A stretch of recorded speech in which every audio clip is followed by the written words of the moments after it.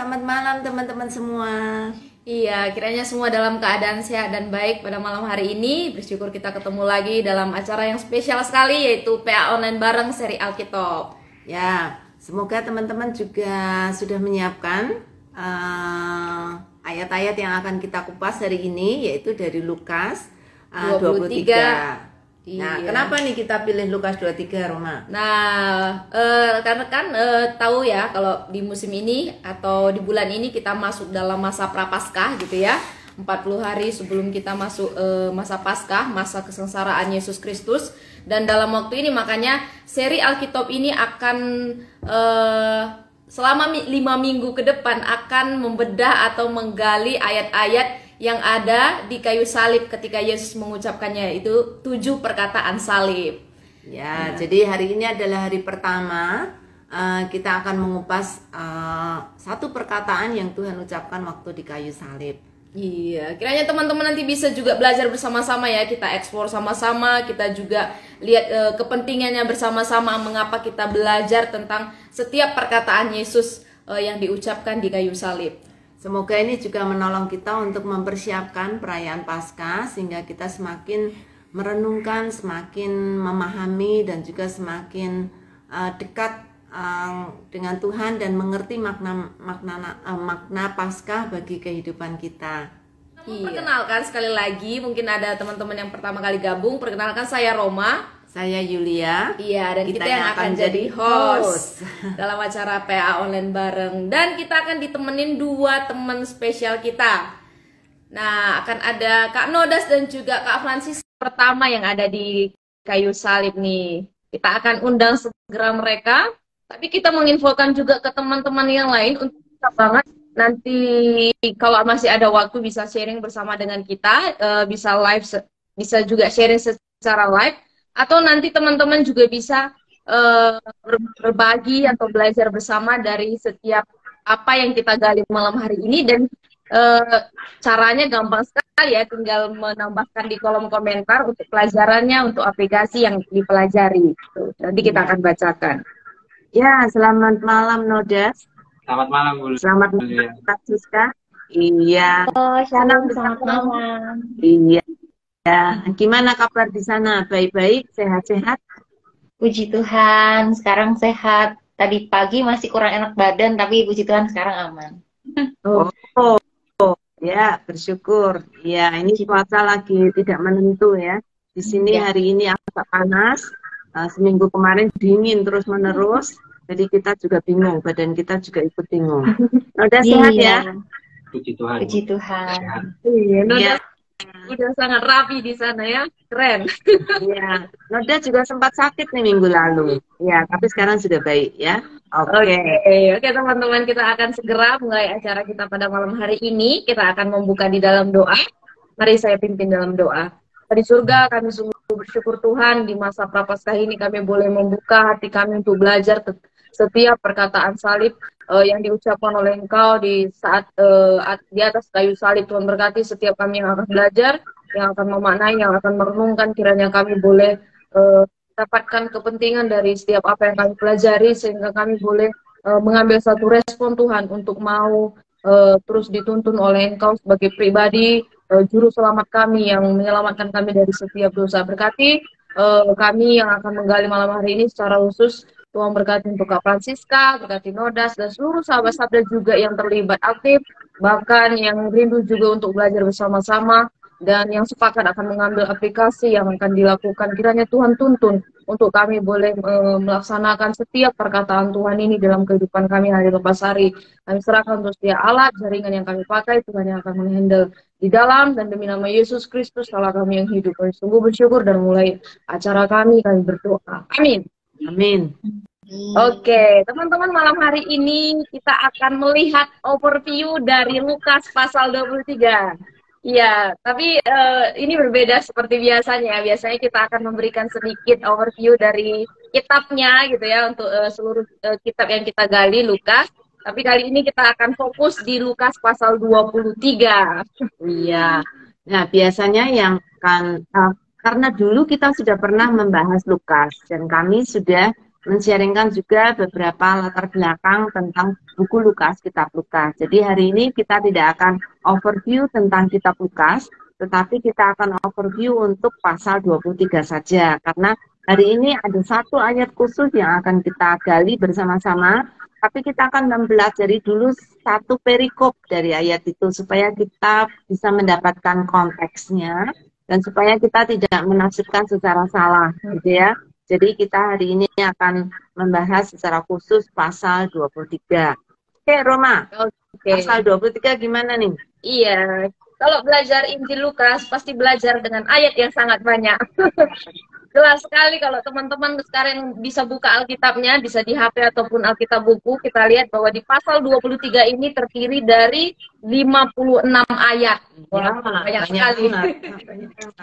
Ya, selain banyak ayatnya juga banyak perikopnya nih. Iya, kalau kita lihat di sini perikop yang dituliskan ada 8 perikop, teman-teman. Ada 8 perikop dari 56 ayat ya, sangat banyak sekali. Ya, tapi setiap perikop pendek-pendek ya. Iya. Cerita-cerita yang sungguh sangat menarik, khususnya menjelang kematian Kristus. Nah, perikopnya ada aja, judulnya ini aja. Ada Yesus di hadapan Pilatus, ada Yesus di hadapan Herodes, Yesus kembali di hadapan Pilatus, Yesus dibawa untuk disalibkan, Yesus disalibkan, Yesus mati, dan Yesus dikuburkan. Ini kata pertama semua Yesus ini. Iya, seluruh pasal didominasi oleh peristiwa menjelang kematian Kristus, dan selalu Yesus yang menjadi karakter utama dari setiap perikop ini. Oke, jadi jelas ya teman-teman, ada 56 ayat dan terdiri dari 8 perikop, di mana ini adalah proses kesengsaraan yang dialami oleh Yesus ketika dia diadili sampai nanti ke kayu salib. Nah, tokoh siapa aja nih Bu yang disebutkan di dalam Lukas 23? Banyak banget gitu ya. Karena ini sebuah narasi, karena seluruh Injil itu disebut sebagai kitab-kitab narasi, jadi kitab-kitab sejarah. Dan ini adalah sejarah tentang kehidupan Kristus. Jadi banyak banget nih orang yang terlibat di sini. Ada Pilatus, kemudian ini nama-nama yang tadi udah disebut nih, Herodes, ya. Kemudian ada juga, ya jelas ada para prajurit, ada orang-orang, banyak banget. Tapi yang jelas tokohnya Yesus. Ya, jadi yang jelas di setiap perikop ini pasti ada Yesus, karena ini adalah proses keadilan yang dihadapi oleh Yesus. Dan di sana ada tokoh-tokoh lain juga yang kita temukan. Ada para pembesar di situ, yaitu tadi Pilatus, ada imam-imam kepala. Dan selain imam-imam kepala atau ahli-ahli Taurat, ada juga orang-orang banyak. Ini orang-orang banyak ini ada yang menuduh, ada yang ingin mensalibkan Yesus. Dari ini beragam sekali kelompok yang ada nih, tokoh-tokoh masyarakat ini, orang-orang banyak atau rakyat juga ada di sini disebut ya, kata ganti di situ. Terus selain itu juga ada Barabas, disebut juga ada Barabas nih di perikop yang ketiga ya, kita lihat yang nanti akan menggantikan seharusnya Barabas lah yang harusnya disalibkan ya, tetapi digantikan oleh Yesus. Terus ada ketika masuk ke proses ya melalui jalan salib, kita lihat di sini juga ada Simon dari Kirene. Simon dari Kirene ya, yang membantu Yesus untuk membawakan salib. Terus ada banyak perempuan, para perempuan yang disebutkan di sana yang disebut Yesus sebagai putri Yerusalem. Dan ada 2 penjahat yang menemani Yesus. Lalu ada para prajurit, kemudian ada para pemimpin juga yang ada di sana. Kemudian ada banyak juga orang-orang yang berkerumun. Ya. Dan yang terakhir, di perikop terakhir kita lihat ada satu nama juga yang disebut, yaitu Yusuf dari Arimatea.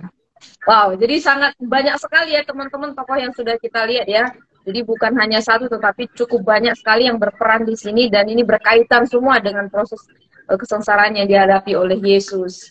Nah, selain tokoh-tokoh yang ada disebutkan di pasal 23 ini, kita juga pasti menemukan ada kata-kata yang sering diulang-ulang, yang pastinya ini adalah kata-kata yang sangat penting. Nah, Ibu sendiri menemukan kata-kata yang diulang nggak, Bu? Selain nama tokoh-tokoh, ada banyak tokoh yang diulang-ulang juga seperti Pilatus, imam-imam, ahli Taurat, ya. Ada juga kata-kata seperti salib, juga. Ya. Kemudian juga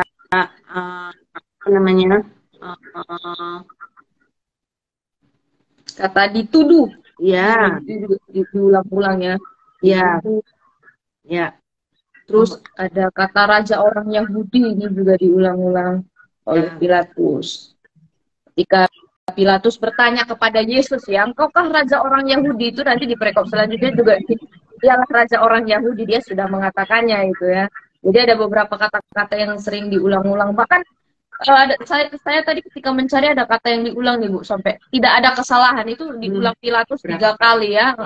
Saya sudah ngecek ini Yesus, ternyata nggak ada kesalahan nih yang didapati ketika saya mengecek. Bahkan salah satu penjahat yang berada di kayu salib juga mengatakan, kita yang bersalah, dia ini tidak mempunyai kesalahan. Gitu. Jadi tidak ada kesalahan, itu juga cukup diulang-ulang di pasal 23. Dan juga memakai kata-kata yang lain seperti kejahatan apa yang sebenarnya telah dilakukan orang ini. Jadi benar-benar mereka putus asa karena tidak menemukan apapun gitu ya. Pasti sebenarnya kesalahan orang ini kok sampai diminta untuk dihukum mati gitu ya. Ya, itulah proses ketidakadilan yang terjadi yang kita lihat di pasal 23. Ya, jadi teman-teman sudah mulai melihat ya, dari pasal 23 ini ada tokoh yang ada di sana, juga ada kata-kata yang sering diulang, dan secara umum pasti menemukan kesan nih ketika kita belajar atau melihat hal yang paling menonjol dari Lukas 23 ini. Ada kesan umum yang teman-teman temukan. Nah, saya sendiri melihat bahwa di Lukas 23 ini sebuah proses yang dimana Yesus diadili, dan proses yang dilakukan ini atau dijalani ini bukan proses yang ringan, tetapi proses yang sangat berat gitu ya. Yesus diperlakukan dengan cara yang paling kejam. Dia harus menjalani proses salib, dan sebelum ke salib juga saya menemukan ketika Yesus ditempatkan dari satu tempat ke Herodes, habis itu ke Pilatus lagi. Kalau kita lihat di Injil lain, dari satu tempat ke tempat lain, dari Kayafas ke Hanas ke tempat yang lain. Jadi pas diadili pun Yesus berpindah terus dari satu tempat ke tempat yang lain untuk melakukan pengadilan ini tadi. Ya, itu menjadi kesan utama ya, karena Yesus bukan diadili dengan cara yang mudah. Bahkan melalui beberapa orang, beberapa pemimpin, bukan hanya dihadapkan kepada satu pemimpin, beberapa pemimpin sampai berkali-kali gitu ya, untuk dicari kesalahannya. Jadi kesan utama yang saya dapatkan adalah ketidakadilan, sekalipun mereka tidak menemukan kesalahan, tetap mereka ingin Yesus mati. Ya, dan memang Yesus mati gitu, untuk melaksanakan kehendak Allah dan tugas misi yang Tuhan percayakan kepada Yesus. Nah, teman-teman, kita sudah melihat pasal 23 ini ya, dari ayatnya, dari perikop, dari tokoh, hal-hal yang paling menonjol dan kesan utama yang mungkin teman-teman juga sudah temukan. Silakan nanti teman-teman atau teman-teman semua yang hadir pada malam hari ini bisa membaca Lukas pasal 23 ayat 33 sampai 38. Karena kita akan melihat perikop satu ini saja bersama Kak Nodas dan juga Kak Francisca. Dan silakan nanti teman-teman juga bisa share tentang peristiwa yang terjadi di ayat-ayat ini dalam kolom komentar. Dalam kolom komentar ya, silakan. Nanti kita akan bacakan setelah kita melakukan penggalian dari satu perikop bersama kedua guest kita. Oke, siap ya teman-teman ya, silakan berbagi di kolom komentar. Ya, gimana Nodas dan Francisca, sudah siap? Yes. Ya. Oke. Kita akan menggali ya, khusus setengah perikop, bukan satu perikop ya, setengah perikop, karena perikop setengahnya lagi nanti minggu depan kita akan membahas. Setengah perikop ini dari ayat 33 sampai ayat 38 ya. Yesus disalibkan. Nah, saya akan bertanya ke Kak Francisca dulu nih, untuk ayat 33 sampai ayat 38. Pertanyaannya adalah, di mana tempat kejadian yang disebutkan dalam perikop ayat ini? Tempat kejadiannya, kalau misalnya ini langsung jawab gitu ya. Tempat kejadiannya kalau kita baca dari yang Lukas 23, itu kelihatan di ayat 33, yang ketika mereka sampai di tempat yang bernama Tengkorak, mereka menyalibkan Yesus di situ gitu. Dan disalibkan juga bersama dengan kedua penjahat gitu. Jadi mudah-mudahan teman-teman yang ada di ikutan live di sini juga bisa baca juga perikop yang di sini Lukas 23, 33 sampai 38. Jadi kita bisa sama-sama belajar, kita juga bisa sama-sama lakukan penggalian ya bersama Ibu Yulia, Kak Roma, sama Kak Nodes juga. Gitu. Iya. Itu Kak Roma, Bu Yulia. Thank you. Tempat kejadiannya tadi betul tempat yang namanya tengkorak. Nah, kalau teman-teman semuanya tertarik untuk tahu kenapa sih namanya tengkorak, nah silakan nih cari googling. Cari di Google, mungkin saudara akan mendapatkan info-info yang menarik di situ. Tapi mungkin nggak di sini ya. Tapi ini lanjutan untuk saudara bisa eksplorasi sendiri. Nah, Lukas bagus banget ya Kak. Langsung sebut artinya ya tempat tengkorak ya. Kalau namanya sebenarnya itu kan Golgota gitu, tapi Lukas langsung sebut tempat tengkorak. Oke, pasti ada maksudnya. Silakan teman-teman cari. Nah, saya ke Nodas nih. Selain Yesus, ya kita udah tahu ya tokoh utama dalam proses yang dialaminya adalah Yesus sendiri. Selain Yesus, siapa saja yang disalibkan bersamanya atau bersama Yesus? Kalau dari perikop di sini itu jelasin kalau ada lagi dua penjahat ya yang disalibkan bersama dengan Yesus. Yang satu penjahat itu dia malah mengolok-olok Yesus, tapi yang satunya ya berkata kalau tidak engkau takut juga ketika juga tidak kepada Allah, sedang engkau menerima hukuman yang sama. Jadi yang satu itu merasa dirinya itu bersalah, dan yang satu itu merasa kalau ya nanti kita akan bahas lagi itu Nodas. Kita akan bahas lebih jauh ya. Tapi Nodas, aku mau tanya nih, kan ada dua penjahat ya yang bersama-sama dengan Yesus. Kenapa ada namanya enggak? Disebutkan namanya di situ enggak? Kalau di sini tidak disebutkan sih, Bu. Tidak disebutkan ya? Nyebutnya apa? Kalau di ini. Penjahat aja sih, Bu. Kalau penjahat. Ada clue yang dikasih di situ. Penjahat yang satu di kanan dan satu di kiri. Nah, kalau teman-teman tertarik ya, saya sih cukup tertarik ya karena namanya tidak disebut. Wah, ada banyak alasan ya. Karena mungkin penjahat ya, buat apa nama penjahat ditulis gitu ya. Tapi ada juga satu penjelasan secara teologis ya. Mereka berdua itu adalah simbol dari orang-orang yang ada di kanan dan yang ada di kiri, yaitu orang yang akan percaya pada Yesus dan orang yang tidak akan percaya pada Yesus. Jadi dua penjahat betul, dan itu secara simbolis sekali hadir dalam peristiwa penyaliban Tuhan Yesus. Satu ada di kanan dan satu ada di kiri. Nanti kita belajar lebih lanjut ya. Oke, iya.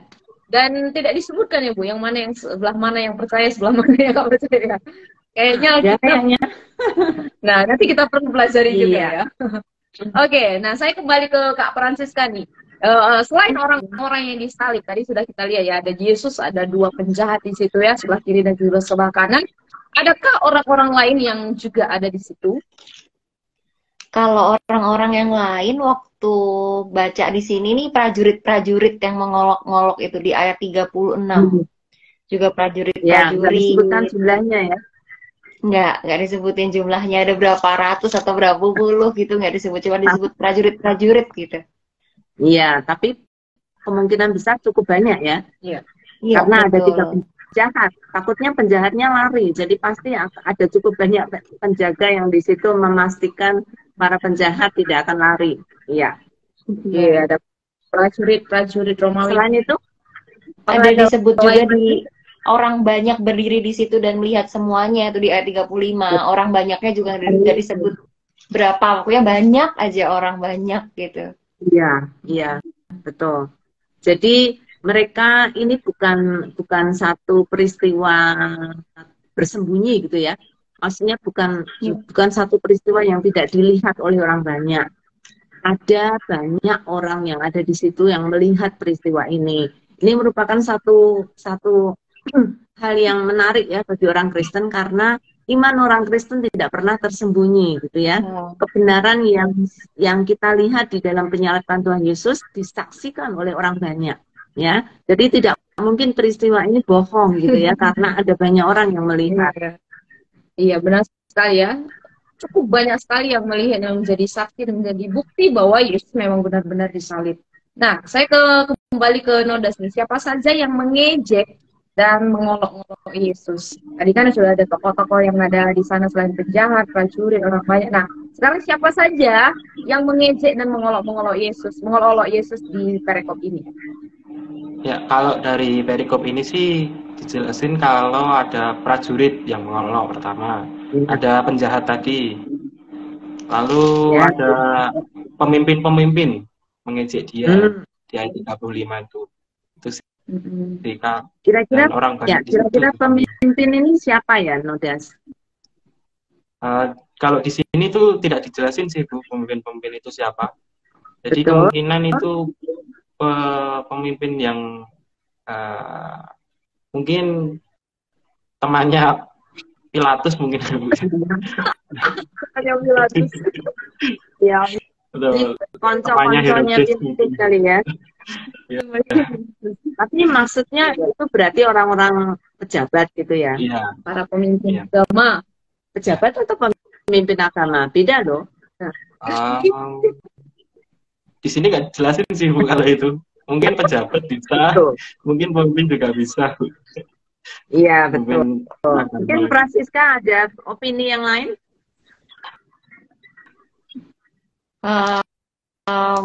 Coba kita sambil lihat ya. Biasanya kalau misalkan kayak gini bisa dilihat di kayak terjemahan lainnya gitu, kayak pemimpinnya tuh di RI-nya pakai kata siapa gitu ya.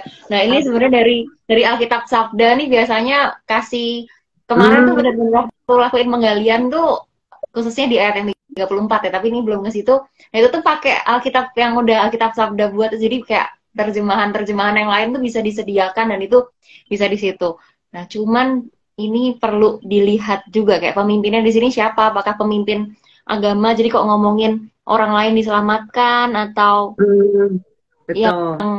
ya itu sih Bu. Jadi secara personal sebenarnya nggak benar-benar yakin ini nih pejabat atau serdadu, tapi kepalanya jadi kepala-kepala serdadu yang disebut pemimpin atau pemimpin agama, tapi mereka kayaknya tahu tentang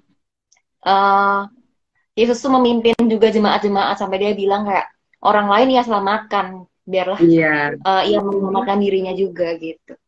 Ya, ini kalau ngomongin tentang keselamatan gitu ya, pasti bukan keselamatan fisik ya, tapi yang diomongin mungkin menyelamatkan secara rohani juga gitu. Selain fisik, mungkin mereka sering melihat Yesus menyembuhkan orang sakit, sering menolong orang gitu ya. Orang lain ditolong, dia sendiri nggak bisa menolong dirinya sendiri, seakan-akan gitu ya.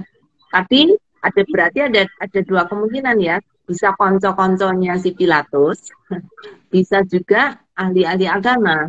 Kira-kira mana yang lebih memungkinkan melihat dari ucapannya, maksudnya melihat dari komentar dia atau ejekan dia, atau melihat pasal ini ya. juga menyimpan jawaban. Kalau dari aku mungkin itu pemimpin-pemimpin agama, karena di atas juga dijelasin kalau ada ahli-ahli agama ya. Itu mungkin dia mungkin ikut di situ untuk mengejek dia, karena kan Tuhan kan banyak sekali bernubuat ya. Dan pemimpin agama itu nggak suka gitu dengan Tuhan bernubuat itu. Ya, betul. Kalau kita melihat informasi tidak lengkap tadi, cara pertama bisa melihat terjemahan-terjemahan yang lain. Yang kedua bisa membaca seluruh pasal karena pasti ada konteksnya dan di situ kita bisa mengambil kesimpulan walaupun tidak disebutkan di situ gitu ya.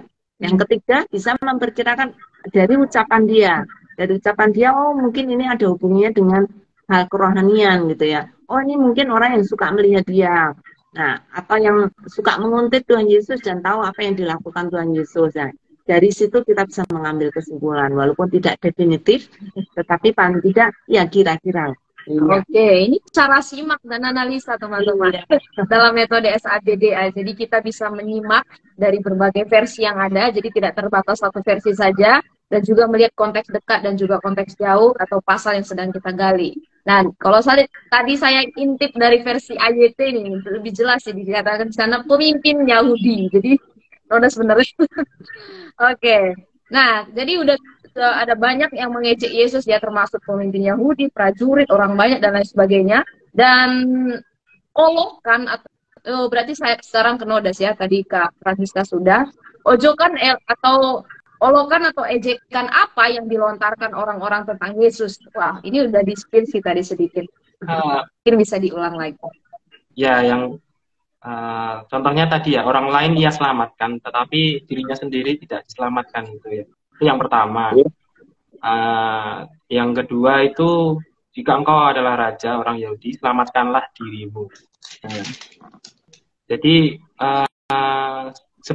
kebanyakan itu olokannya itu tentang menyelamatkan diri sendiri. Jadi kenapa orang lain diselamatkan, diri sendiri tidak diselamatkan? Itu sih. Ya. Ya, ada satu kalimat lagi yang kamu ketinggalan, Odet. Ayat terakhir. Loh, orang lain ia selamatkan, biarlah sekarang ia menyelamatkan dirinya sendiri jika ia adalah Mesias, orang yang dipilih Allah. Iya. Dari kata-katanya kita tahu ini pemimpin bukan pemimpin prajurit atau pemimpin pejabat gitu ya, tapi dia pasti ahli Taurat karena tahu tentang Mesias, tahu tentang siapa Mesias itu, orang yang dipilih Allah gitu ya. Jadi itu udah pasti pemimpin agama. Iya. Apalagi yang kata yang disebut di sini adalah Mesias, itu kan sangat berkaitan sekali dengan nubuatan yang ada di Perjanjian Lama ya, di mana Mesias adalah orang atau apa ya, yang mereka tunggu gitu ya, yang sudah dijanjikan dari Perjanjian Lama, dan jika ia adalah Mesias, orang yang dipilih Allah. Orang yang dipilih Allah ini udah cukup populer di kalangan orang Yahudi. Oke. Nah, setelah kita udah melihat apa ejekan yang dilontarkan oleh banyak orang, sekarang kita lihat dari sisi Yesus. Bagaimana respon Yesus? Mungkin ke Kak Francisca. Yes, responnya Yesus tuh kelihatan banget di ayat 34. Itu tuh yang jadi bahkan jadi perkataan salib yang pertama ya, kayak dia malah Yesus berkata, "Ya Bapa, ampunilah mereka sebab mereka tidak tahu apa yang mereka perbuat." Gitu. Itu yang benar-benar kelihatan kayak itu responnya Yesus yang luar biasa banget sih. Dengan apa yang dibuat, tapi kenapa? Itu respon sesudah diejek atau sebelum diejek? Oh, itu sebelum diejek. Kalau ini yang ditanyakan yang responnya sesudah diejek ya? Iya. Responnya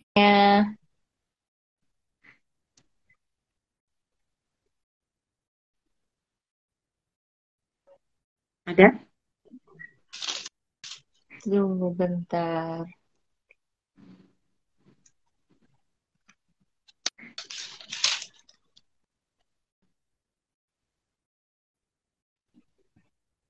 Apakah saya belum menemukan? Enggak, saya enggak. Tuh. Karena memang Yesus tidak memberikan respons. Iya. Ya. Dia memberikan respons nanti ya, ketika apa namanya penjahat yang ada di sebelah kiri kalau nggak salah ya. Ya, tapi itu besok, minggu besok kita akan bicarakan lebih jauh. Iya. Oke. Nah, kita sudah melihat dari perikop pertama di ayat 33 sampai 38 ini. Saya bertanya nih kepada Nodas, apa kesan yang ditemukan atau yang kalian dapatkan tentang peristiwa yang terjadi dari perikop yang sedang kita bahas? Ya, kesannya sih apa ya? Senang, sedih, karena Tuhan diolok-olok gitu, tapi Tuhan tidak membalasnya, tidak ada memberikan respon apapun gitu. Jadi ya senang karena Tuhan tidak membalas perbuatan jahat orang-orang, dan sedih juga karena Tuhan juga diolok-olok gitu. Nah, kalau Tuhan balas kira-kira bisa nggak, Nodas? Bisa, Bu. Bisa banget, tapi ya pasti akan nanti akibatnya akan lain. Ya, betul. Orang-orang akan lebih percaya kalau Yesus itu jahat gitu, kalau Tuhan membalasnya. Ya. Walaupun dia bisa ya, walaupun dia mampu, walaupun dia bisa, mungkin Tuhan Yesus bisa mendatangkan pasukan malaikat yang ada di surga untuk membumi hanguskan semua orang ini gitu ya. Tetapi Tuhan tidak melakukannya. Itu yang apa kesan yang sangat menonjol ya.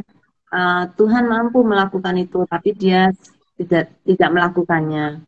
Ya, dan dia menerima olokan itu, dan dia menerima penghinaan yang diberikan oleh mereka, khususnya dalam hal menyelamatkan, karena itu merupakan satu hal yang paling krusial yang sedang terjadi saat ini, gitu ya. Ya. Oke. Nah, Kak Francisca sendiri kesannya apa nih yang ditemukan? Mungkin Iya, mendapat hal lain atau mungkin sama?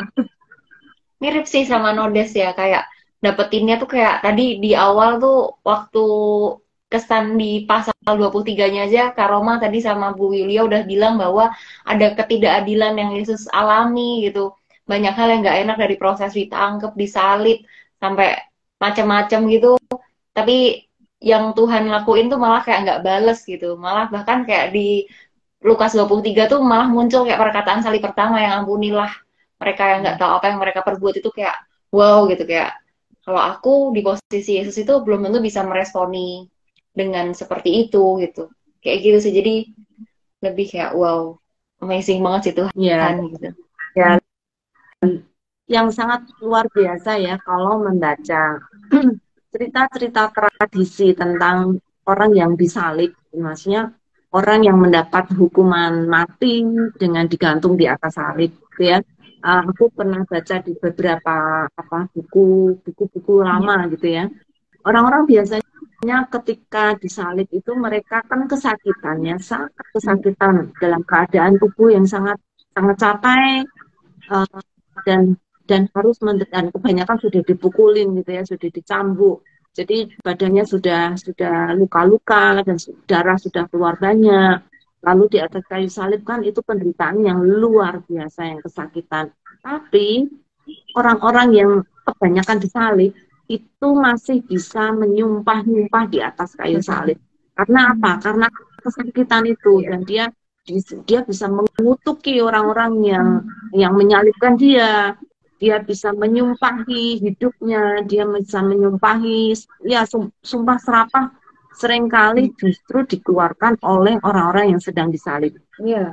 Tapi faktanya ketika Tuhan Yesus dia semalam sudah tidak tidur, dia dicambuk dan darahnya sudah keluar banyak sekali, sudah capek luar biasa, dan dia di atas kayu salib dan dia tidak bersalah.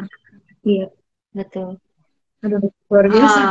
Iya. Itu nggak kebayang itu. Iya. Bisa kata-kata yang lemah lembut, kata-kata yang penuh, apa yang namanya, kata-kata yang agung justru keluar dari mulut yang sedang menderita luar biasa. Ya, ini berbeda 180 derajat dengan para pemberontak yang biasanya di kayu salib. Orang nggak akan suka kayu salib, orang nggak suka salib, itu tempat paling dihindari. Karena itu tempat yang mematikan ya, itu tempat bagi pemberontak yang paling kelas kakap, yang paling jahat gitu. Jadi ketika mereka di atas kayu salib, pasti cacian yang mereka berikan kepada orang-orang yang menyalibkan mereka itu, karena memang tinggal tunggu matinya aja kan. Kalau mereka misalnya nggak mati pun pasti gimana caranya akan dibuat mati oleh para prajurit kayak gitu. Dan tetapi kebanyakan mereka orang jahat, jadi ya sudah biasa memberikan sumpah serapah dan memberikan pembalasan. Walaupun sudah di atas kayu salib pun kalau bisa dia akan melakukan pembalasan dengan mulutnya, secara verbal dan lain-lain. Ya, walaupun secara fisik tidak mampu. Tetapi Yesus sungguh lain luar biasa.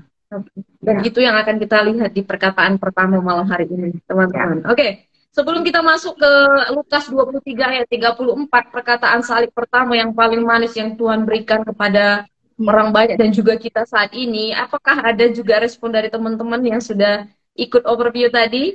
Oke. Di sini sepertinya ada satu tanggapan sih Bu dari Puspita. Kita seharusnya diolok-olok karena penuh dengan dosa. Tapi Yesus rela menanggung itu semua supaya kita beroleh kehidupan kekal. Ya, satu hal yang luar biasa ya, ketika apa yang sedang dilakukan Yesus sedang menyerahkan diri untuk atau demi keselamatan manusia. Tapi ejekannya, kalau dia bisa menyelamatkan orang lain, kenapa dia nggak bisa menyelamatkan diri sendiri gitu? Kalau dia benar-benar anak Allah, kalau dia benar-benar utusan Allah, kalau dia benar-benar Mesias, dia pasti bisa melakukan sesuatu untuk menghindarkan semua ini.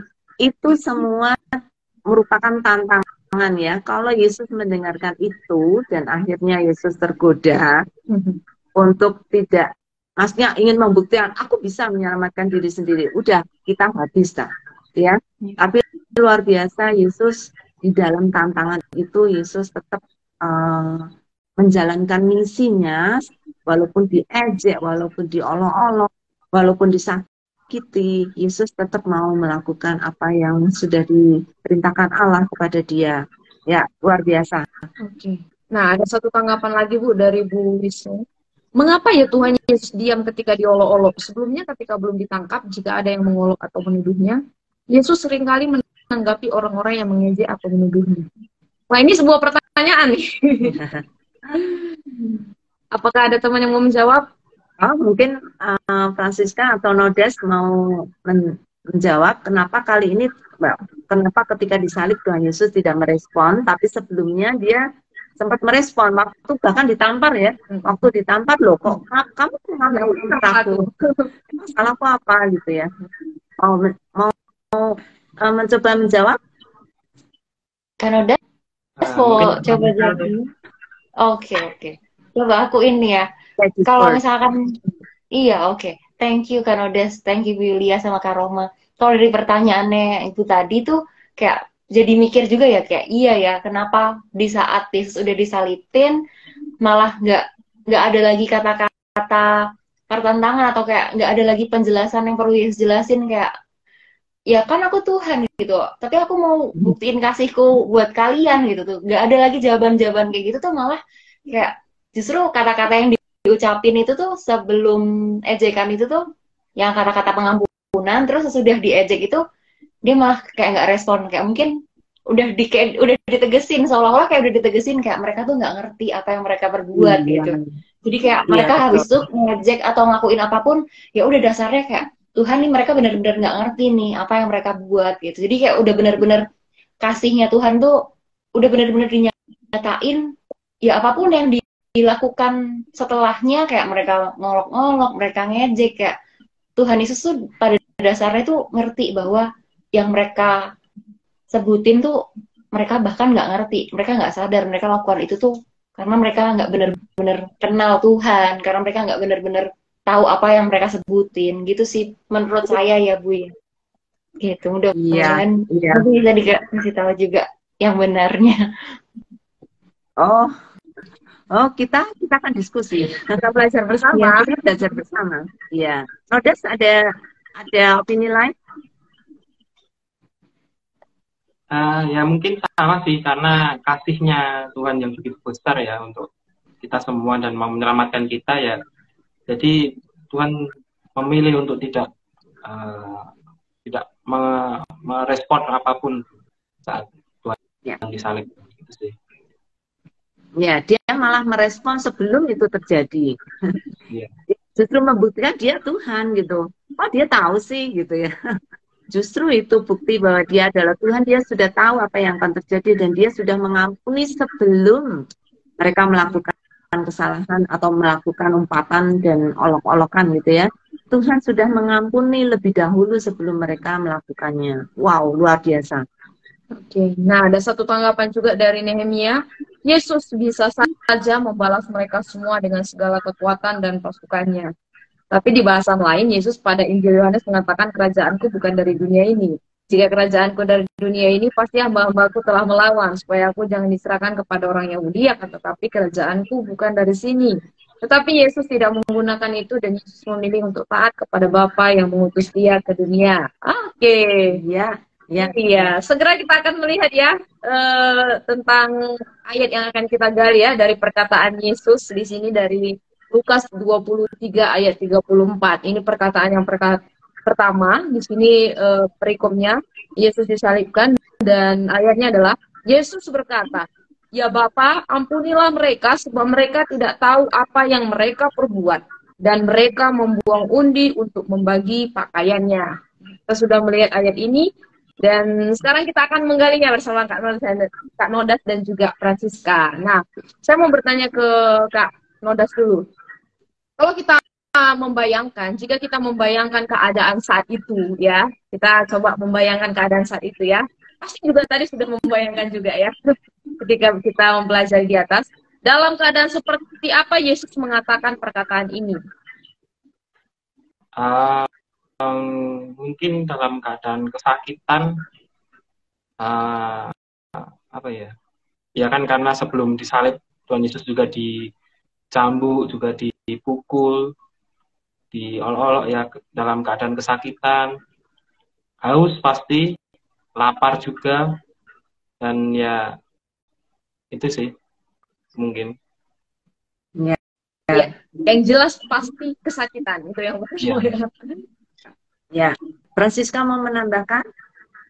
Iya, kalau yang dari apa yang saya bayangkan tuh dari perikop-perikop sebelumnya juga kan ya, dari yang di pasal 23 ini nih, Yesus sudah kayak nggak tidur semalaman, terus dapat siksaan yang begitu banyak. Jadi tuh mungkin kayak lelah, letih, terus juga sakit, udah disalib gitu, apa yang dilakuin kayak disalah-salahin, dituduh-tuduh gitu. Dengan banyaknya itu ya kayak eh semua yang dialami tuh nggak enak dan nggak adil gitu, tapi justru yang dikeluarin tuh masih tetap bisa mengasihi, dan pengampunan itu yang benar-benar luar biasa sih gitu. Ya, ada satu lagi perasaan yang aku yakin itu uh, dirasakan oleh Yesus ya, yaitu loneliness. Karena apa? Karena ditinggalkan oleh semua sahabat-sahabatnya. Tidak ada satupun yang membela dia gitu ya. Dia harus berjuang sendiri. Saya bisa bayangkan sih, padahal Yesus sudah menyebut murid-muridnya tuh sahabat-sahabatku gitu ya. Tetapi ketika terjadi kesulitan, semua sahabatnya lari. Jadi satu perasaan yang sangat pasti sangat sepi gitu ya di dalam dirinya. Bahkan banyak muridnya ya, lebih banyak yang pergi dibanding yang tinggal. Banyak sekali yang pergi dan lari gitu ketika Yesus disalibkan. Nah, ke Kak Francisca nih sekarang. Apakah menurut Kak Francisca ayat ini berupa sebuah doa? Iya. Dan mengapa? Iya, di ayat 34 itu tuh kan ada Yesus berkata, "Ya Bapa, ampunilah mereka sebab mereka tidak tahu apa yang mereka perbuat." Nah, aku nih menyadari atau kayak mempelajari atau ngehnya ini nih sebuah doa yang diucapin Yesus tuh ke Bapaknya gitu ya. "Bapa, ampunilah mereka," gitu. Kayak kalau misalkan bisa disebutin ini nih mirip kayak doa syafaat, doa minta pengampunan buat Bapa, ampunin orang-orang yang nggak ngerti ini gitu. Kan waktu di ayat lainnya kan juga kita ngerti ya, kalau di Matius 9 ayat 6 tuh Yesus itu bahkan punya kuasa untuk mengampuni karena dia anak Allah gitu kan. Tapi uniknya kok kenapa dia bilang kayak, "Ya Bapa, ampunilah mereka ini," gitu. Waktu kemarin juga lakuin penggalian, waktu diminta untuk persiapin ini kayak wow, luar biasa banget ya. Tuhan punya hak loh sebenarnya karena dia Tuhan gitu. Tapi Tuhan malah bilang ya Bapa. Jadi itu malah kayak doa juga untuk bisa doain orang-orang ini nih ke Bapa, dan ini nih malah kayak gambarin hubungan yang tadinya rusak antara manusia sama Tuhan, antara manusia dan Bapa karena dosa.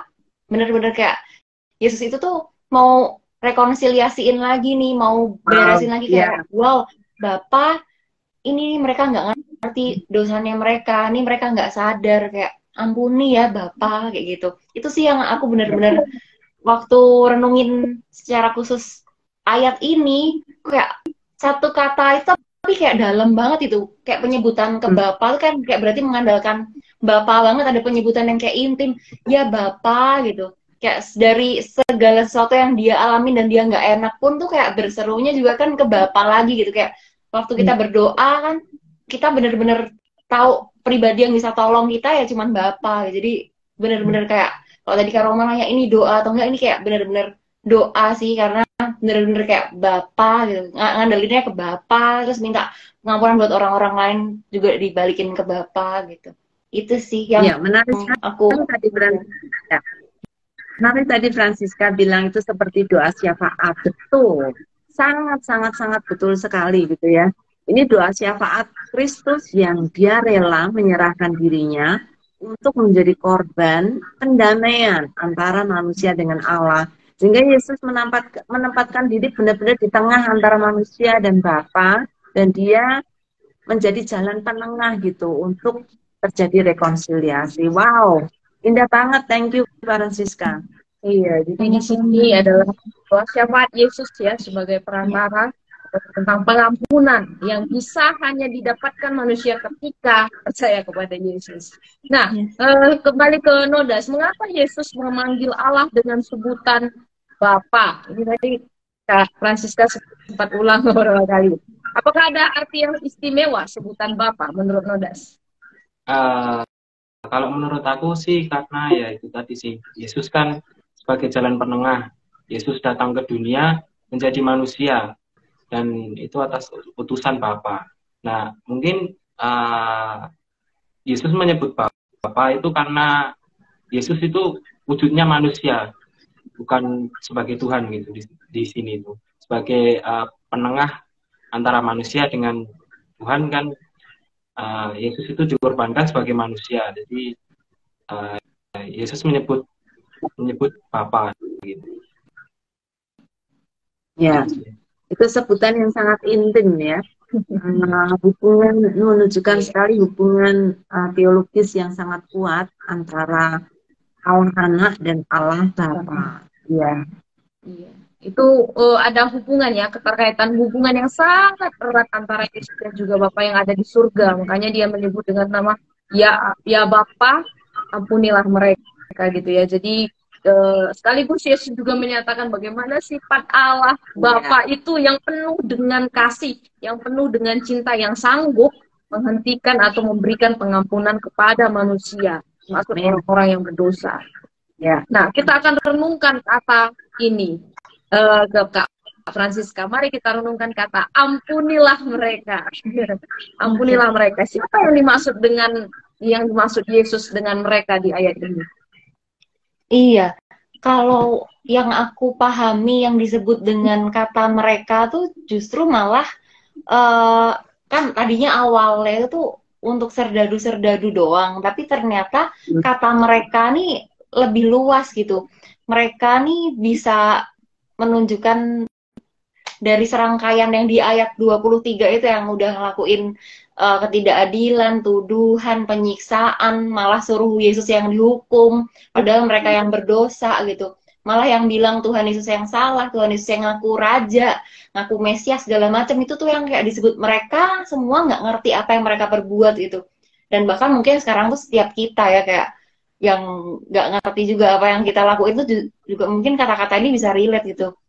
Nggak, ya di ayat ini nih benar-benar ngomongin tentang merekanya tuh orang-orang banyak yang nggak kenal siapa Tuhan Yesus itu sebenarnya.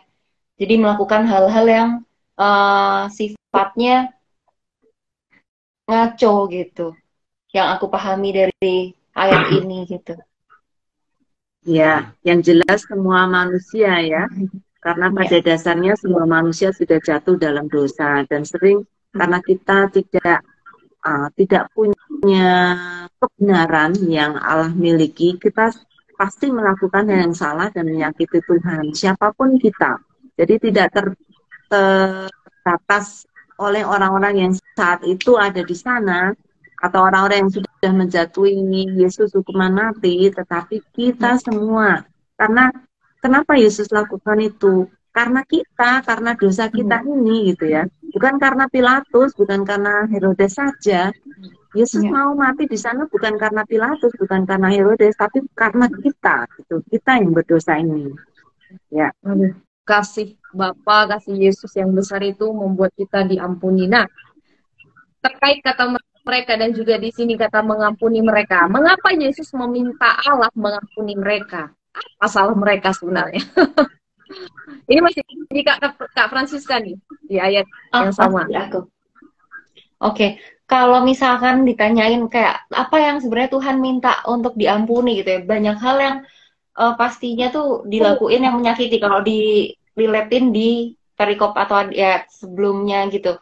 Tapi kalau yang ditanya yang diampuni ya banyak hal yang kita lakukan itu yang nggak sesuai sama kehendaknya Tuhan gitu, yang meleset, nggak bener-bener keluar dari pengenalan akan Tuhannya siapa. Jadi banyak tuduhan, banyak kecurigaan, banyak hal yang Tuhan udah rancangin terus kita nggak buat, itu yang bener-bener sebenarnya meleset dari tujuan itu kan kayak dosa juga kan. Jadi ya udah yang rusaknya hubungan segala macam itu yang aku pahami itu yang perlu pengampunan dari Tuhan gitu. Dan bahkan ngerasa lebih berhak dari Tuhan untuk memberikan hukuman. Kan kayak Yesus dihukum itu kan kayak kita nuduh si Yesus itu adalah yang jahat gitu kan. Padahal sebenarnya yang berhak ngehukum, memberikan penghukuman itu kan Tuhan sendiri gitu. Jadi kayak Ya. itu yang benar-benar dipahami kayak wah itu berarti harus diampuni, kayak kita yang harus minta ampun sebenarnya kalau kita merasa lebih Tuhan daripada Tuhan gitu kan, itu kan parah banget Ya, gitu. kita sudah menjadi Tuhan untuk Wow. betul, Itu betul, menawan betul. sekali sih. Oke. Nah, apakah ini kan Nodes, apakah ejekan atau olok-olokan para pemimpin dan para prajurit juga termasuk perbuatan yang perlu diampuni menurut Nodes? Ya, kalau menurutku ya semuanya perlu diampuni. Dan mulai dari Yesus diadili, diserahkan ke Herodes dan dikembalikan lagi ke Pilatus, dipukuli, dicambuki, diolok-olok, itu semua harus diampuni sih. Karena Yesus itu mengampuni semuanya. Oke, mengampuni semuanya, termasuk kita juga, mengampuni kita juga. Iya, sebenarnya ini juga yang mau saya tanya ke Kak Francisca. Berarti apakah Yesus juga berdoa ya? Tadi kita lihat itu adalah doa syafaat Yesus. Apakah Yesus juga berdoa untuk pengampunan atas dosa-dosa kita saat ini? Iya, kalau aku memahaminya tuh kayak Yesus itu benar-benar luar biasa ya, kayak dengan kata-katanya itu tuh ampunilah mereka sebab mereka tidak tahu apa yang mereka perbuat, itu justru juga buat kita saat ini gitu. Kayak doa pengampunan ini nih rekonsiliasi untuk kita bisa intim lagi sama Tuhan. Dan bahkan tadi waktu Bu Yulia bilang kayak sebutan dia Aba Bapa tuh bukan cuman kayak orang Yesusnya yang punya hubungan intim sama Tuhan, bahkan setelah kita diperdamaikan kita tuh punya hak untuk nyebut Tuhan itu sebagai Bapa loh. Itu yang kayak sedahsyat itu waktu satu ayat ini aja tapi kayak dipelajari tuh begitu dalam gitu kan, kayak di Galatia 4 ayat 6 ya, coba kalau nggak salah di sini ya. Dan karena kamu adalah anak, maka Allah telah menyuruh roh anaknya ke dalam hati kita yang berseru ya Aba Bapa. Jadi karena doa yang udah Tuhan ucapin dan doa pengampunan itu kita diperdamaikan dengan Allah, dan karena rohnya itu sendiri kita berhak untuk panggil Tuhan Amin. itu tuh Bapa kita. Jadi kayak wow, itu tuh sedalam itu. Jadi pengampunannya itu kayak kita butuhin supaya kita berhak untuk bisa sebut Tuhan itu juga sebagai Bapa kita gitu. Kita jadi kayak connect lagi sih. Itu sih Tuhan Yesus dahsyat banget sih. Oh, iya, ya sangat luar biasa. Untuk kita lagi live nih, kalau enggak aku udah nangis. Iya. Kita udah belajar banyak ini dari ayat yang pertama ini, untuk perkataan yang pertama ini, yaitu ya Bapa ampunilah mereka sebab mereka tidak tahu apa yang mereka perbuat. Dan ini adalah doa syafaat Yesus bagi semua orang, termasuk bagi kita. Nah, untuk pertanyaan aplikasinya nih bagi teman-teman sekalian, apa arti doa Yesus dalam perikop ini bagi Kak Nodas dan juga Kak Francisca? Mungkin dari Kak Nodas dulu. Gimana Kak tadi pertanyaannya? Apa arti doa Yesus dalam perikop ini, dan aplikasi apa yang akan kamu lakukan, yang kamu teladani dari apa yang sudah Yesus lakukan bagi kamu, bagi kita, atau bagi dirimu sendiri? Ya, arti doanya mungkin Tuhan itu sudah mengampuni kita semua. Jadi ini sekalian aplikasi ya Kak. Untuk aplikasinya ya kita mungkin bisa mengampuni. Kita bisa belajar dari Tuhan tentang hal pengampunan itu sendiri. Walaupun kita tidak tahu dosa kita sebesar apa, Tuhan pasti akan mengampuni dosa kita. Jadi sebelum Tuhan tahu pun, sebelum kita melakukannya pun, Tuhan sudah tahu kita akan berdosa. Jadi Tuhan sudah mengampuni kita semua. Itu sih. Ya. Kalau dari aku. Berarti aplikasinya akan minta ampun dan belajar mengampuni. Ya, minta ampun dan selalu mengampuni lah. atas semua ya yang punya salah sama diri sendiri gitu. Betul. Oke, dari Kak Francisca? Kalau aku pahaminnya ini nih bener-bener kayak aku senang banget waktu diminta untuk bisa renungin ayat ini, waktu dibilang kayak ampunilah mereka, terus tadi dengan pertanyaannya kayak apakah arti doa Yesus dan aplikasinya, tuh aku kayak dibawa kayak keinget bahwa Tuhan tuh udah diperlakuin gak adil, gak enak banget, tapi sebegitu gak adilnya tuh Tuhan Yesus tuh gak bales, malah Tuhan Yesus tuh doain untuk Tuhan, mereka nggak ngerti loh apa yang dilakuin. Kayak kasihnya tuh begitu besar dan itu tuh ditunjukin seluar biasa itu. Dan Tuhan Yesus kan waktu dalam pengajarannya kan juga ngajarin bahwa kasihilah musuhmu gitu. Dan ini nih bener-bener kayak ingetin bahwa firman yang dia minta itu tuh bukan cuma teori gitu, tapi bener-bener yang ini nih bisa diaplikasiin. Dan sedalam itu juga bahwa dia tuh nggak cuma nuntut, tapi dia tuh kasih tuntunan gitu, nggak bales. Terus firmannya itu bisa bener-bener dilakuin dan bahkan dia jadi teladan, dia jadi contoh dan bahkan ingetin lagi yang berhak ngasih pengampunan itu tuh Tuhan gitu. Kayak dia makanya kayak Tuhan Yesus itu adalah Allah, tapi bahkan Tuhan Yesus minta kayak ya Bapa ampunilah mereka, bahwa mereka nggak ngerti apa yang dilakuin sama orang-orang ini gitu. Jadi bener-bener keinget juga kalau secara aplikasi, kalau aku atau kalau kita ada di posisi Yesus, kita alamin hal yang gak enak, kayak kita bener-bener bisa untuk ampunin atau bahkan doain orang-orang yang berdosa sama kita itu untuk bisa diampuni dosanya, untuk bisa balik lagi mengasihi Bapa, untuk kenal kasihnya Bapa yang sebenarnya. Jadi sebegitu indahnya sih doa yang disampaikan perkataan Yesus itu untuk doa pengampunan buat orang-orang itu, bahkan nggak dengan balasan tapi nunjukin bahwa kasihnya Tuhan itu tuh benar-benar kayak memperdamaikan gitu. Itu sih yang aku pahami. Oke. Ya, aplikasinya berarti hidup dalam Aplikasinya pengampunan. iya, hidup dalam pengampunan. Kalau ada orang yang salah sama kita, kayak kita nggak bales, tapi kayak malah kita bisa doain gitu, minta ke Tuhan kayak ampunin gitu, bah. Bentuk kasihnya kita tuh bisa nggak kita mengampuni itu kan nggak gampang ya, kalau ngomong doang kan kayak ya aku ngampunin kok gitu, tapi masih dendam. Kok ini kan bener-bener kayak pengampunannya tuh orang-orang nuduh apa kita tetap bisa nggak dongkol gitu di hatinya gitu, tetap bahkan doain gitu, doain supaya orang itu diberkati, doain supaya orang itu tuh nggak kena sakit, nggak kena tulah, nggak dibalas sama Tuhan gitu. Itu kan yang bener-bener kayak kalau aku jadi Tuhan, aku bisa nggak ya mengaplikasikan dan melakukan itu bukan perkara yang gampang loh. Karena kan sering disalahpahami, sering dijahatin gitu. Itu sih masih PR sih. Ya, oke. Thank you banyak Kak Francisca, Kak Nodas yang sudah berbagi. Ternyata teman-teman banyak juga nih yang sudah berbagi malam ini. Iya. Kita mau lihat juga respon dari sahabat-sahabat yang join, yang sudah belajar juga bersama-sama.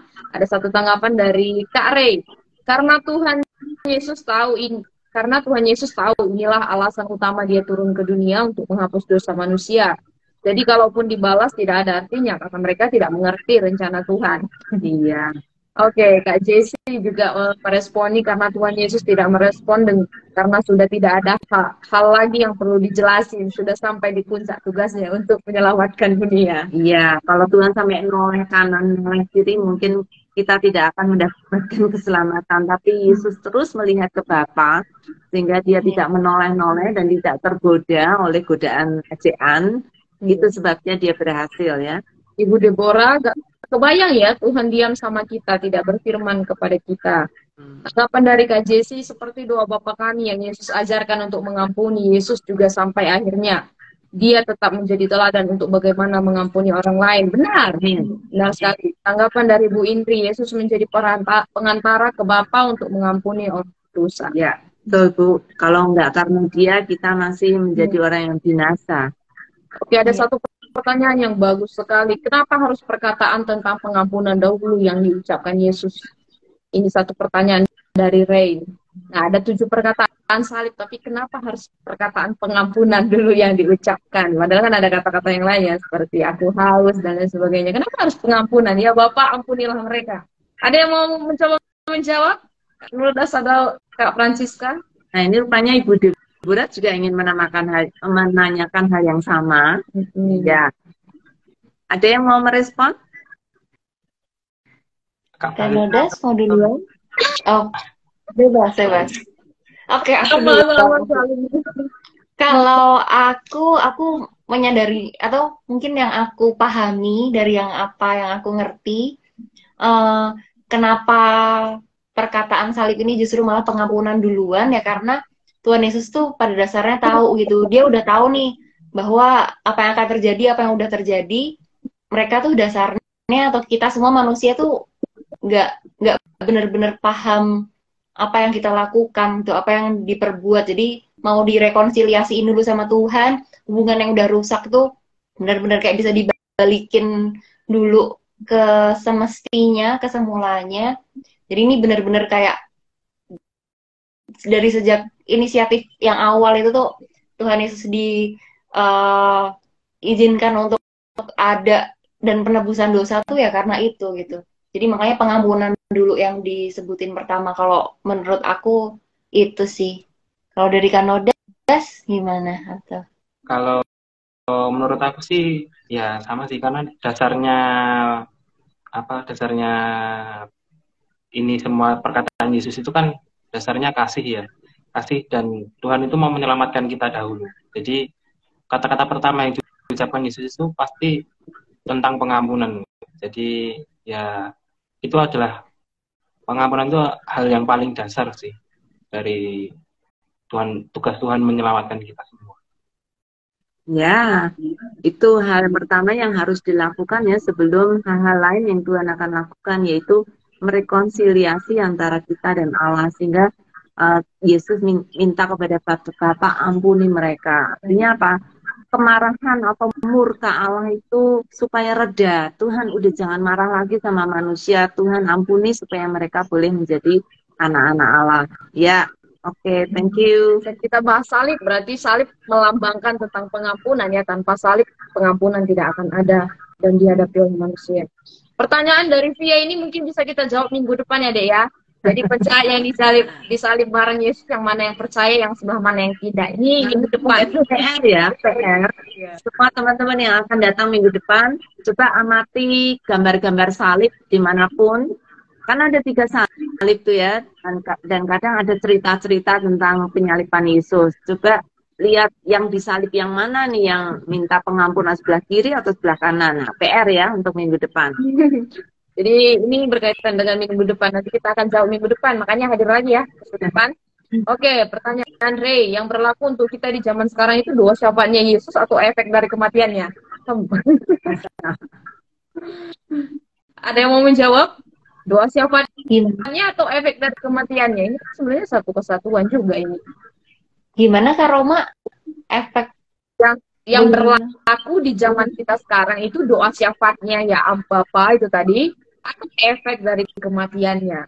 Kematiannya, kebangkitannya itu memberikan pengampunan, kan satu kesatuan juga yang nggak bisa dipisahkan. Iya, betul. Kayaknya kalau Tuhan Yesus nggak melakukan yang penyalipan dan penebusan itu tuh kata-katanya itu tuh nggak diucapkan itu, atau mungkin jadi berbeda ya. Jadi kayaknya tuh nggak bisa dipisahin sih, karena Tuhan Yesus tahu pengampunan tuh harus diucapin, jadi dia mau disalibkan. Jadi nggak bisa dipisahin kayak oh dia ngampunin ya, mungkin bisa aja cara Tuhan kalau dulu, tapi jadi luas ya, nggak pakai penyalipan terus pakai cara lain yang kayak harus menanggung dosanya itu tuh dengan cara apa gitu tuh mungkin akan jadi berbeda ceritanya. Tapi menurut aku doa syafaatnya itu pun perlu ada harga yang harus dibayar yang mahal gitu, dan penebusannya kita itu ya dengan darah yang mahal itu, yang dengan karya salibnya Tuhan itu yang menurut aku. Oke. Ya, kita akan masih belajar lagi untuk 7 minggu ke depan ya tentang seluruh peristiwa kematian Kristus dan seluruh hasil dari apa yang Tuhan sudah kerjakan. Ya. Oke, masih ada tanggapan nih beberapa teman-teman, sabar ya. Ibu Deborah, meskipun manusia membenci Yesus, dia tetap mencintai manusia. Paku dan kematiannya tidak membatasi cintanya. Ya. Tanggapan dari Pak Dabal, pelajaran yang bisa diambil dari keteladanan Yesus, Tuhan Yesus adalah mengampuni orang yang berbuat jahat kepada kita, tidak membalaskan yang jahat dengan yang jahat, melainkan membalas kejahatan dengan kebaikan, bahkan mendoakan yang menganiaya kita. Demikian keteladanan Tuhan Yesus. Ya sekali.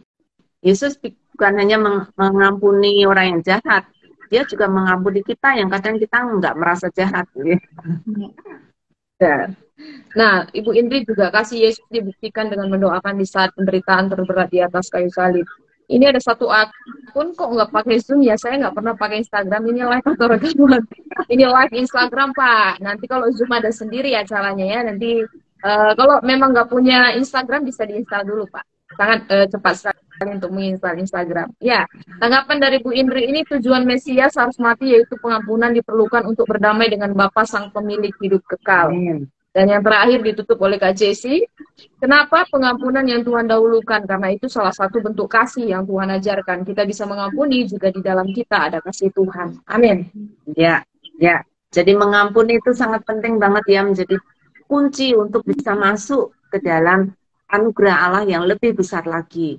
Ya. Iya, terima kasih Kak Jessi. Kak Jessica, Kak Francisca dan juga Kak Nodes yang sudah berbagi kepada kita malam hari ini. Suatu pelajaran yang sungguh luar biasa dan kita bisa nanti pelajari lebih dalam lagi, kita explore lebih dalam lagi terkait perkataan pertama atau juga mungkin perikop dari Lukas pasal 23 sehingga kita bisa lebih dalam lagi ya memaknai dari ayat-ayat yang mungkin akan kita gali selanjutnya.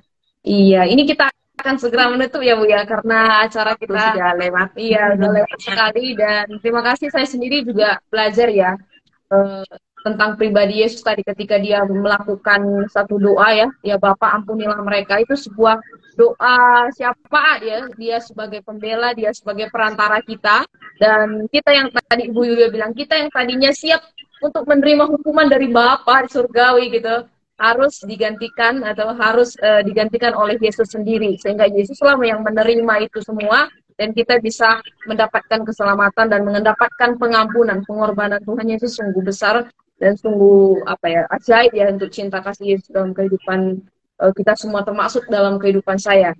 Sangat belajar banyak dalam perkataan Yesus terkait pengampunan ya. Saya juga aplikasinya mau selalu minta ampun di hadapan Tuhan ketika sudah melakukan kesalahan gitu, melakukan pelanggaran, siap untuk meminta ampun dan jangan ragu, bahkan jangan malu untuk meminta ampun, karena ketika kita meminta ampun, Tuhan yang kita tahu adalah Tuhan yang Maha Pengampun pasti mengampuni kita. Ya, terima kasih tadi Francisca sudah mengingatkan kita ya betapa Allah yang Maha Adil, yang Maha Kuasa di surga harus melihat anaknya yang diperlakukan dengan tidak adil ya, dan kita melihat bagaimana karena ketidakadilan itu Yesus mau mati buat manusia, karena memang Yesus mati untuk manusia yang tidak mungkin akan bisa adil kalau itu harus menanggungnya gitu. Maksudnya manusia pasti akan hancur ketika murka Allah nyata pada dia, tapi Kristus mau menjadi perantara. Jadi tadi sangat diingatkan sekali lagi betapa Yesus itu menjadi perantara antara kita dengan Bapa, dan dia mau melakukan semua itu supaya kita boleh diterima oleh Bapa, sehingga kita bisa direkonsiliasi oleh Bapa. Dan bersyukur tadi Noda juga mengingatkan kepada kita bagaimana Allah sudah memberikan teladan kepada kita untuk mengampuni. Jadi sekarang tugas kita untuk mengampuni orang lain, bahkan mengampuni musuh-musuh kita. Mungkin sulit, tetapi harus kita belajar lakukan itu seperti Yesus yang sudah lakukan, yang sudah berikan contoh itu bagi kita, ya.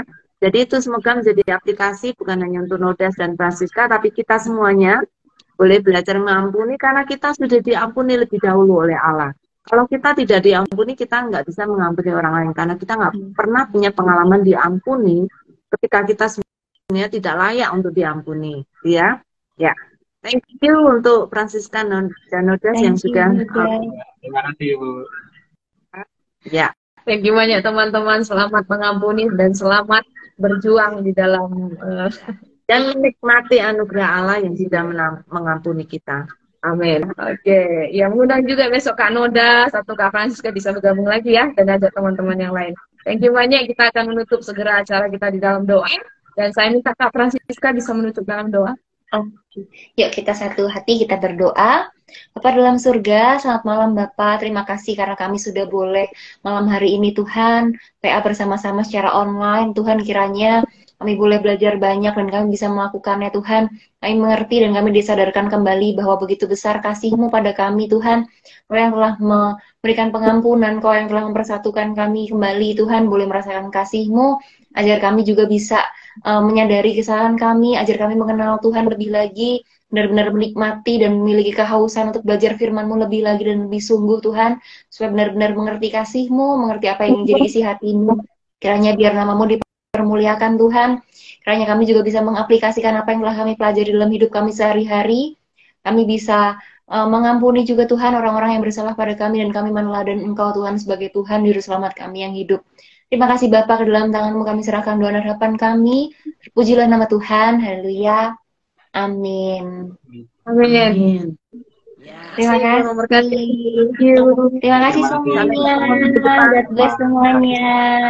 Teman-teman yang di rumah yang sudah memberikan tanggapannya dan pertanyaannya. Sampai ketemu lagi minggu depan. Salam, ayo PA. Dan Thank you semuanya. God bless. Bye-bye. Bye-bye. Beberapa pengumuman sebelum kita tutup acara kita malam hari ini. Kembali kita akan bertemu minggu depan di dalam acara yang sama, PA Online Barang Seri Alkitab. Dan masih di dalam seri 7 perkataan salib, kita akan membahas tentang perkataan salib yang kedua. Ya, yang kedua dari Lukas 23 ayat 43. Nah, tadi 34, sekarang 43 ya. Masih diganti aja nomornya. Dan di sini perkataan salib yang kedua adalah, aku berkata kepadamu, sesungguhnya hari ini juga engkau akan ada bersama-sama dengan aku di dalam Firdaus. Ini tadi yang ditanyakan Pia. Ya, dia harus datang minggu depan untuk tahu jawabannya ya.